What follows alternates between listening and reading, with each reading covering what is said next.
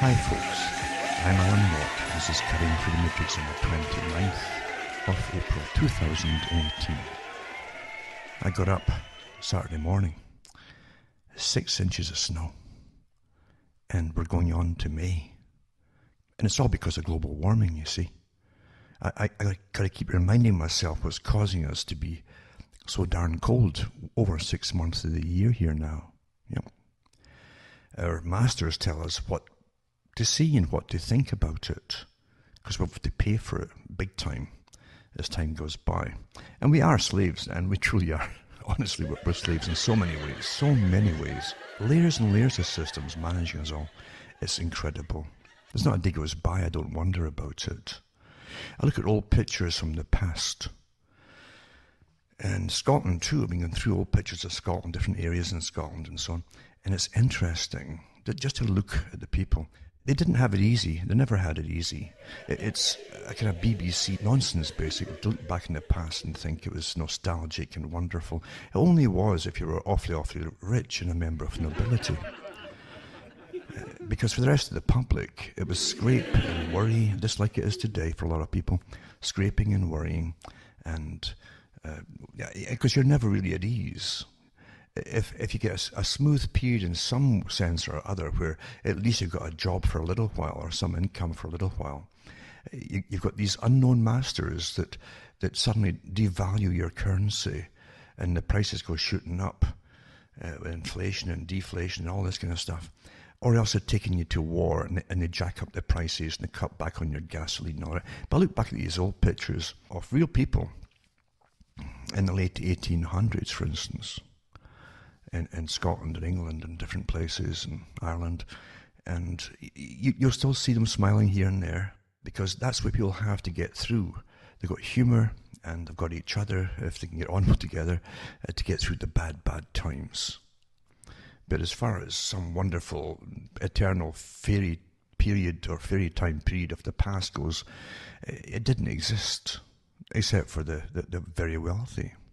I used to look to see who was really into this whole idea in the Western world of reincarnation. I know the history of reincarnation too, and how it came in, where it came from, and all the rest of it. And how it really took off, along with Spiritism, or Spiritualism, they called it at the time, about the time of the Boer War going into World War I. And that really caused so much shock amongst the public in Europe, because so many of pretty well a generation was slaughtered, and the profits were never better for the banks, etc. But people were in absolute shock, because often it was a breadwinner in those days of the household that was killed, leaving nothing but women and children everywhere without incomes. There wasn't welfare back then. There was a poorhouse, of course, and you could live maybe a few months before you died in the poorhouse. It was horrific for a lot of people, absolutely horrific. And so they went into the whole idea of hope, reincarnation, or spiritualism, so you could get in touch with your deceased, basically. Because it was a shock for the people. Terrible period it was.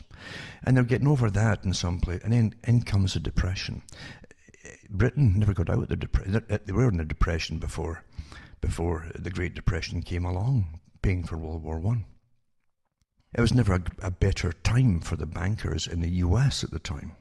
It was all pre-arranged, the whole darn thing. So obvious when you see when the Federal Reserve came in time to get the income tax going as well, to pay off money it would borrow from the big private banks. And just in time to get America in for the end of World War I. But for the first 3 years, they just lent to all sides, big time, massive interest in war too, because you'll say, well, you don't know who's going to win or lose, so it's very, very high interest rates for every country. And as I say, Britain never got out of it, in every way, financial and mentally depressed. Everybody was depressed, and that's how the times really were for people. And then when you end up getting home again, believing you've won something, you're plunged into another Great Depression financially across the world by the same bankers that had just plundered it and made a massive killing of it all. And then you don't get through into a good time until you're ready to hit World War II. Just one thing after another. Then after World War II, the countries like Britain, and you had Ireland too, to an extent nowadays, but they're already bringing in masses of immigrants, which they didn't really need, because they were cutting back on labour. You got to remember that the Industrial Revolution was really coming to an end to an extent. We still had industry, lots of industry, but it wasn't expanding. And mechanisation had cut back on the need for more and more people. So much like today, of course, with robotics, etc. So anyway, the most people never really had it good. They didn't really have it good at all. But it's nice to see the romanticised versions on the BBC. But as I say, when you look at the old pictures of people who existed, real live people, always think about that. Just like we take photographs today, you're capturing an instant, a little moment in time. And you'll think it's important because you're in it, maybe, or someone you know is in it. But you got to remember too, the people you see from the past were just as real as you, and a fraction in their time of their lives were just the same as you, that may have little worries on the go, maybe big worries on the go, and various things happening at the same time. But there were real people going through life in very unsettled and frightening times. And yet you still see the happiness they could put forth, and the kindness to each other too, in lots of old photographs. And the reason I look at that too is because today it's the same nonsense that goes on. Reading the papers today from across the world, and from the US and Middle East and so on, it's like a repetition, Groundhog Day, of all the same headlines you saw in the late 90s building up to 9/11. And the preparations of why we'd have to take all these countries out in the Middle East before 9/11 happened. It's the same headlines from the same countries, expecting the US and Britain and France to do it all, you know. And literally, it's just I don't think they even had to rewrite stories. They just took them right out of what they did. Look back in the 90s, and it's incredible to compare the same headlines. Incredible. So boring too, to realise that all this time, a good chunk of your life, there are forces getting you all ready for war to suit themselves, not for your countries at all. That's what's disgusting about it all. People are brought up in a myth that they have countries. A myth. Absolutely. A country, as far as the people who run in the world goes, is a useful tool. And it's more useful if the people are trained to believe it's theirs and that they have rights in it. That's the whole con right there. Very simple. Very, very simple.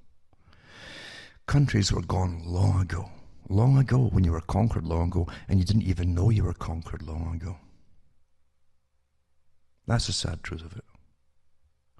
I often wonder, and I gave talks on this in the 90s, in fact, I had an idea, like the movie called Prophecy, I think it was.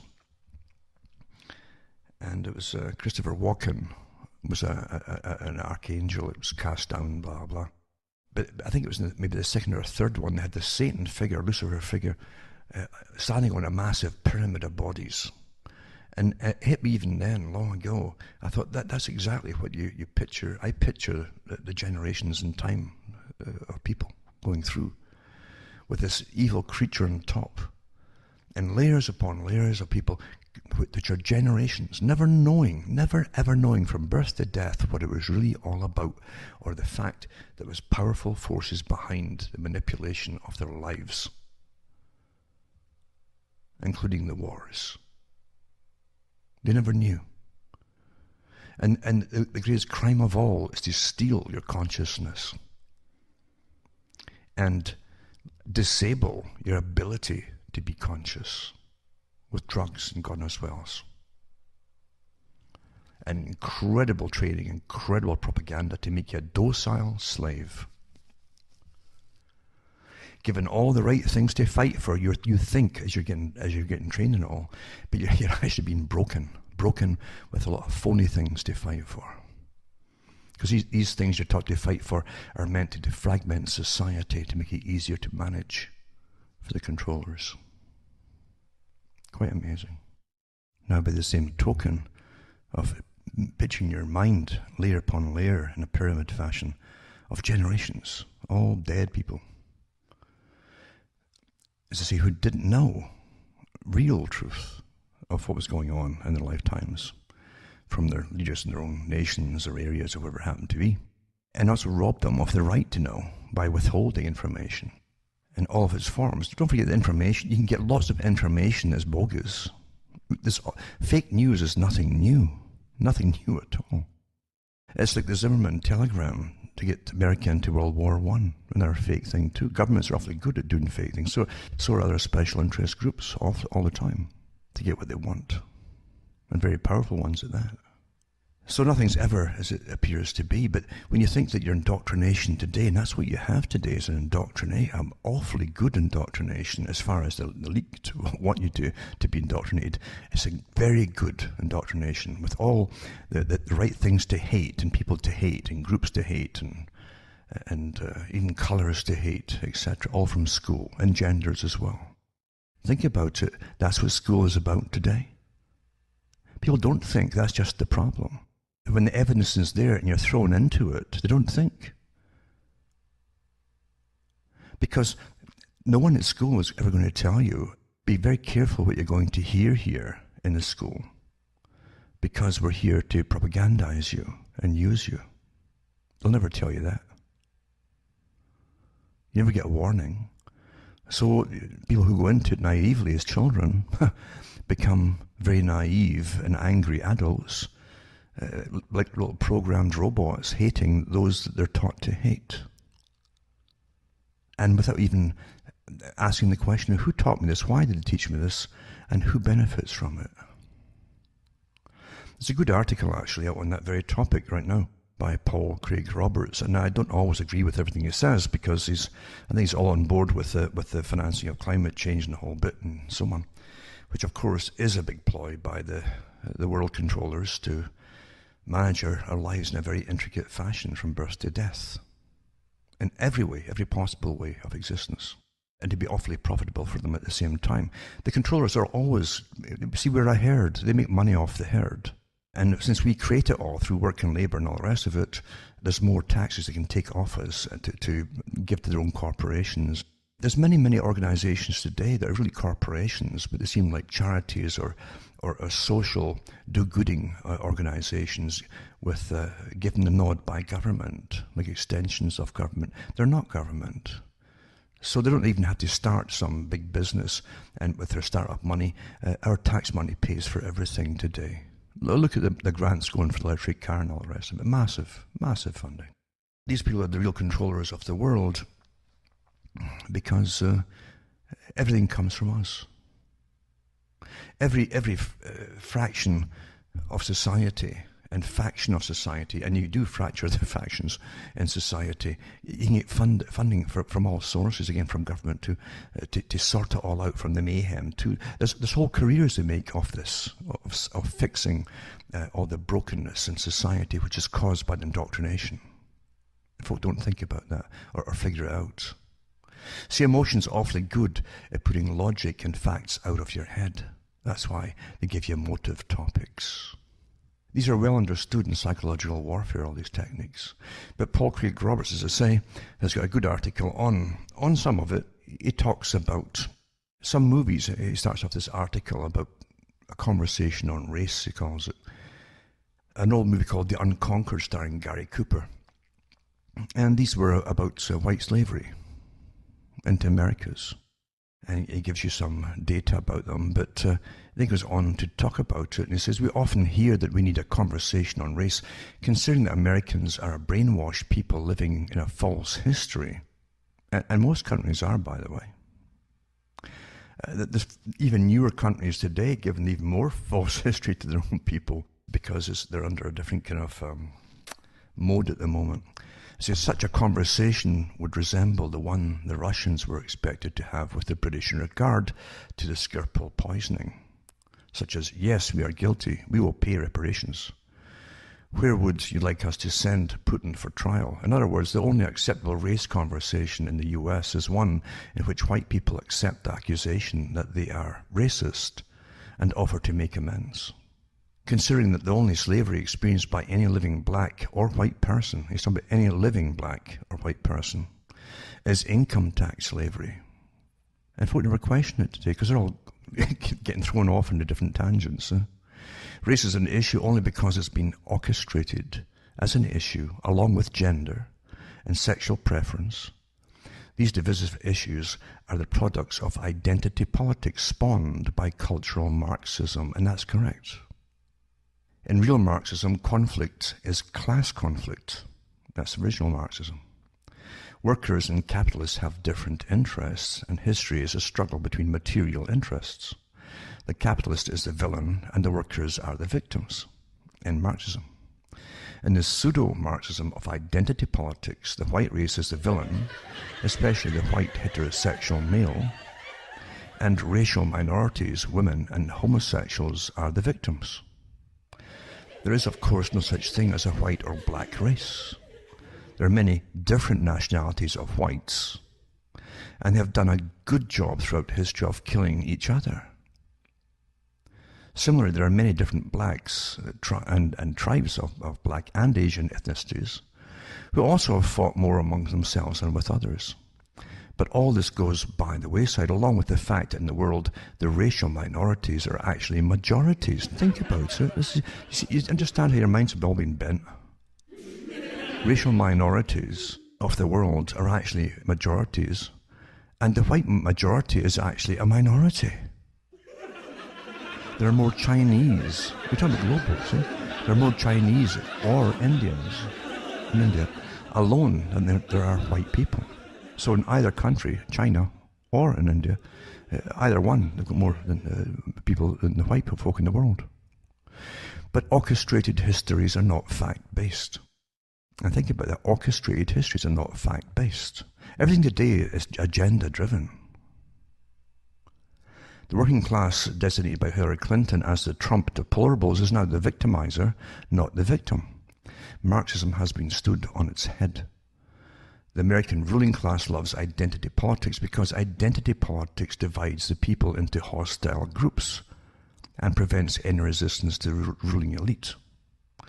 With blacks screaming at whites and women screaming at men and homosexuals screaming at heterosexuals, there is no one left to scream at the rulers.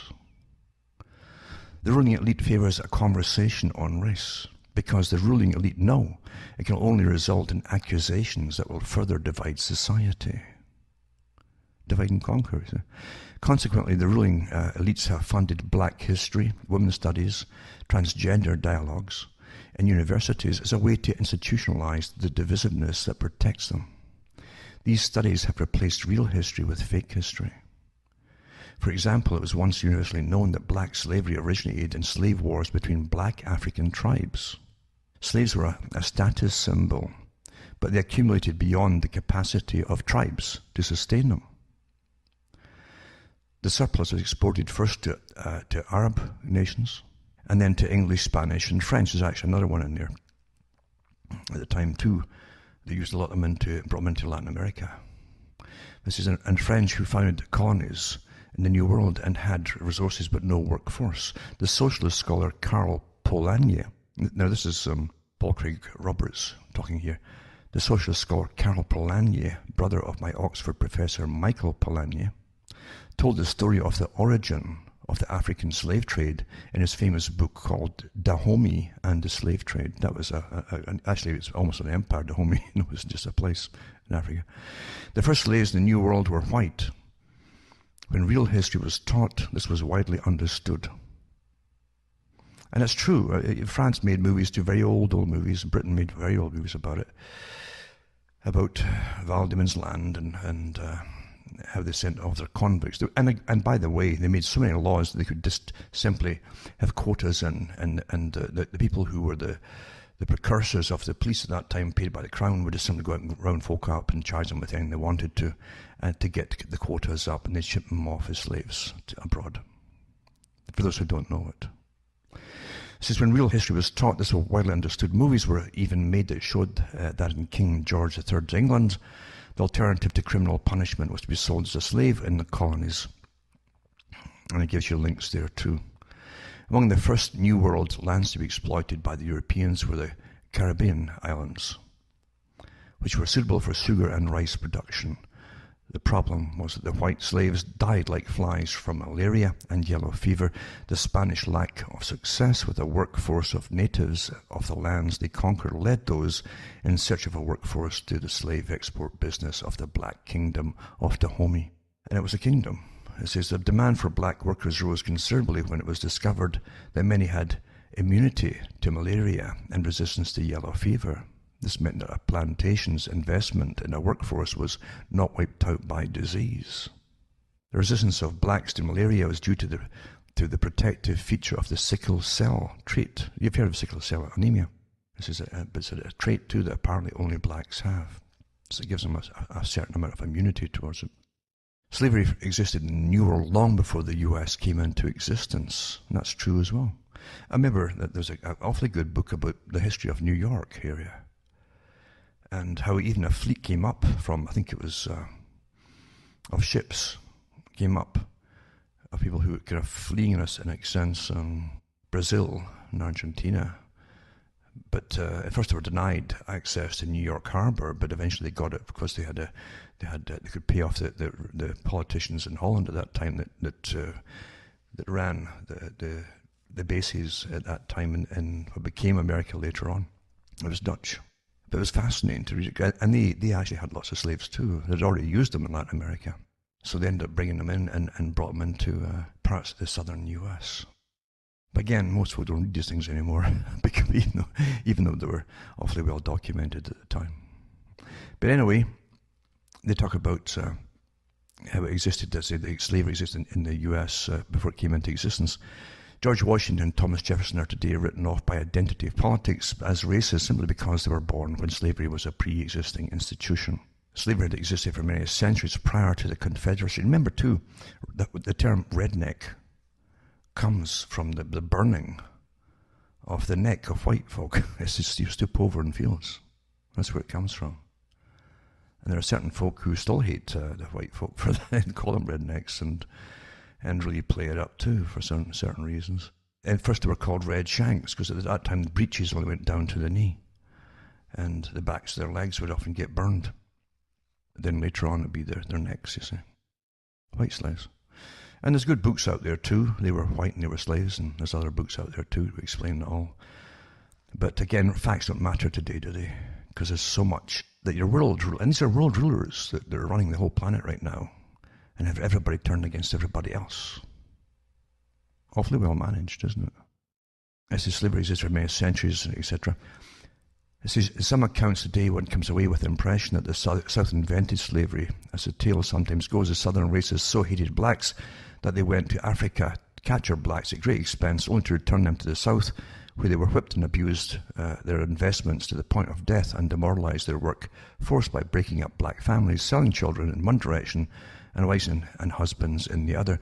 This tale is not told as an occasional abuse, but as a general practice. Economically, of course, it makes no sense whatsoever, but facts are no longer part of American history. Northern states held slaves as well. However, the dominance of slaves were in the South. This was not because of Southerners hated blacks. It was because the land in the South supported large agricultural cultivation, and there was no other workforce. In the South, like the United States, inherited slavery from the workforce the European colonists purchased from the Black Kingdom of Dahomey. I remember reading too on the air at the time from an article of a journal that was found in London, and it was the Rothschilds to do with their business enterprises back in the 18th century, I think it was. But they actually had, maybe in the 19th century, but they actually had, it was about a slave ship that they were actually using in London at the time to transport them over to America. And we don't want to say that the family now had played so much towards different charities not to make up for the wrongdoing in the past. But don't forget, lots of folk and peoples were involved in this kind of terrible thing. And it is awful, isn't it? It's really awful that even in your own countries, the psychopathic types will always dominate everybody else who's decent. Always. And use and abuse you because they have no conscience. They don't sit back and worry about, oh, I shouldn't have done that to so-and-so. They don't have that. It doesn't happen to them. And I often think that's what's wrong with the world, to be honest with you. And that will never change as long as humans are still humans. It's rather awful, but that's really the way it is. And it says, why wasn't there an alternative workforce to slaves? The reason is that new immigrants, by moving west, could take land from the Native Americans and be independent as opposed to being wage earners working on someone else's land. He goes on to the different thing to do with Northerners and Southerners. It says it was Lincoln's Northern war criminals called Sherman and Sheridan who were sent to exterminate the Plains Indians. Ask the American natives, or what's left of them, who the races are, the Northerners or the Southerners. Think about that too. And you got to ask at the same time, when he's showing you reality here, as opposed to Hollywood myth, why are you being given the same stuff over and over again from the so-called cultural managers of the nation and the world, perhaps? It says, black studies have even corrupted other aspects of history. Consider the so-called Civil War. The name itself is orchestration. People hear these terms and they get indoctrinated, but they don't question what it means. Words are awfully important because they shape how you're going to view things down the line. They will. Black studies have even corrupted other aspects of history. Consider the so-called Civil War. What is a civil war? Think about it. So it says, there was no civil war, there was a war of northern aggression. A civil war is when two sides fight for control of the government. That's what civil war is. The South had left the Union, which it had the right to do under the Federation Agreement that it had initially. I've got the old articles here by some of the orators at the time that gave the speeches. And you'll find that, they go right through it all, that they had the right to withdraw if they felt that they were being abused or the federal side was not keeping up to the side of the bargain. And they had the right to do so. So the South had left the Union, had no interest whatsoever in controlling the government in Washington. The only reason the South fought was that the South was invaded by the North. And why the North invaded the South, as was once understood by every historian and every student, Abraham Lincoln invaded the South in order, in Lincoln's own words, expressed time and time again, to preserve the Union. That's also what Karl Marx did when he actually telegraphed, and at the end of the war, and he congratulated Lincoln for centralizing government, which is, of course, was a plank of the Communist Manifesto. It says, why did the South leave the Union? Because it was being economically exploited by the North, which, once the North gained the ability to outvote the Southern states, imposed tariffs, the whole thing, taxes again, that benefited the North at the expense of the South. The North needed protection from British manufacturers in order for economic rise of the North. In contrast, the South's economy was based on cotton exports to England and on cheap manufacturers imported from England. Tariffs would bring the South a higher cost of manufactured goods in retaliation against their cotton exports. The economic interests of the North and South did not coincide. But you understand that everything today is a complete fabrication of what happened in the past, in order that so many factions are created to fight forever for their entire generation to come. And the ones at the top will benefit from all in ways you'll never, ever, ever imagine. It's the character and generalship of Robert E. Lee, who is dismissed by identity politics as a white racist, is so highly admired by the U.S. Army that the barracks at West Point are named in Lee's honor. Not even America's first black president was able to change that. Black history also covers up the fact that Robert E. Lee was offered command of the Union Army. In those days, Americans still saw themselves as citizens of their state. That was true. Not as citizens of the United States. That was so important with the whole idea. You understand that you had all the different writings by those who were statesmen at the time about federation. Even had anti-federalists at the time too. But the whole point was that you could only be responsible living in your own area at a certain distance from where you were. And anything that was so far removed from you would always end up being a tyrant over you, like a centralized government somewhere far, far away. Same as the EU Parliament idea, where there's countries so far away from it that they're pretty well ignored. They're still taxed to death, but they're ignored by a central government that's got nothing in common with the people on the outskirts even. And all that stuff was known by, I think actually they were better educated back then, at least the folk who educate educations. And they knew all this stuff. You know, they really did. And this article goes on. It's quite a good article, actually. And often he's wrong on certain other things, too. He doesn't seem to see the far left's agendas for controlling. And the far left is just the same bunch really at the top as the far right. At the very, very top, it's the same people, if you haven't figured that out. But they all are agreed in bringing down the population worldwide eventually and managing our lives minusculely in every single detail from birth to death.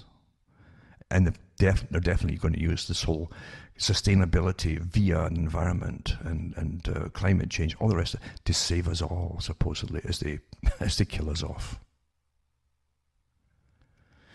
Reality is not pleasant.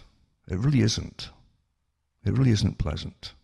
Do you understand that even in the military, most ranks in the military are given basic propaganda. Basic propaganda.